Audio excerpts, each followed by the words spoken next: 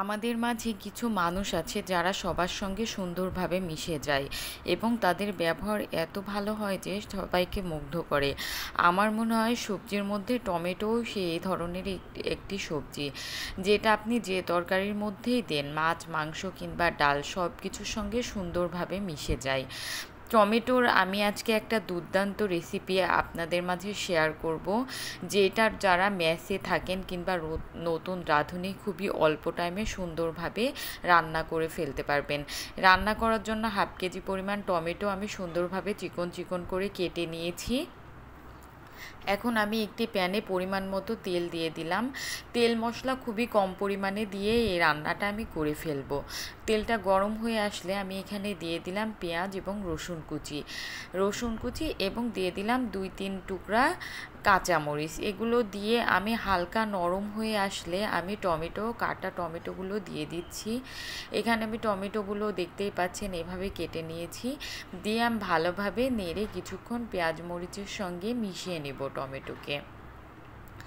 তারপর আমি এখানে অ্যাড করব সামান্য পরিমাণ হলুদের গুঁড়া, ধনিয়ার গুঁড়া এবং সামান্য পরিমাণ মরিচের গুঁড়া দিয়ে আমি সবগুলো উপকরণ ভালোভাবে মিশিয়ে নিচ্ছি।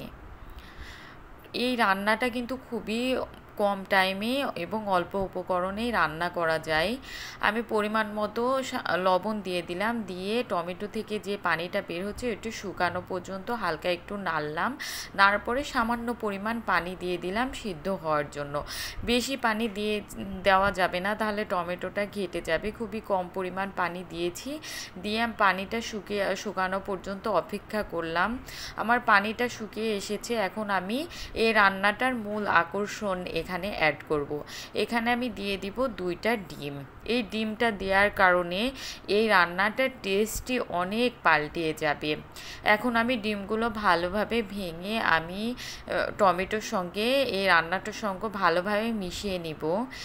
এই ডিমটা দেওয়ার কারণে এই রান্নাটার কিন্তু স্বাদই পাল্টিয়ে যাবে। যারা নতুন রাঁধুনি কিংবা কম টাইমে রান্না করতে চাচ্ছেন তারা এই রেসিপিটা একবার ট্রাই করতে পারেন। এখানে আমি কয়েক টুকরো কাঁচামরিচ অ্যাড করলাম জাস্ট ফ্লেভারের জন্য। এইটা দিয়ে কিছুক্ষণ আমি ভাজা ভাজা করে নিব। দেখুন কি সুন্দর লোভনীয় লাগছে না? এটা খাইতে এত টেস্টি, একবার ট্রাই না করলে আপনি বুঝবেন না। দেখুন আমার রান্নাটা হয়ে গিয়েছে। এখন আমি এটা তুলে নিচ্ছি। বাচ্চাদের জন্য এই খাবারটা কিন্তু অনেক হেলদি।